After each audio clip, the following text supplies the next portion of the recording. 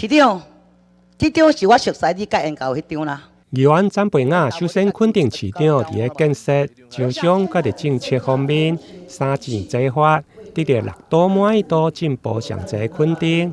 伫咧任内，议员嘛希望市长会用咧赶紧确定东庭28用地定案，启动东区行政中心的整体规划，整合公所佮伫附近的市政机能，以及中孝里活动中心。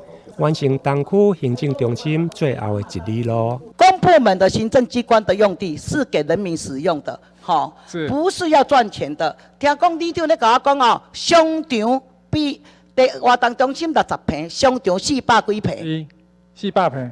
400坪，那初步规划了。我希望你在未来规划的时候，公部门拉进来的意见，也要重新的再一个好好的思考。这是我的提醒。谢谢处长，我想这个案子其实秘书长在去年底就召开过会议，市长指示秘书长召集各单位来，所以提出需求之后，大家也对于楼层的使用有一些意见，这个其实都还可以再讨论。另外，议员詹培雅嘛针对南台南副都心的开发进度提出质疑。要求市府说明是毋是有提案的厂商来提案。议员强调，东区的建设值得搁较好，无应该是为了交代而凊彩应付。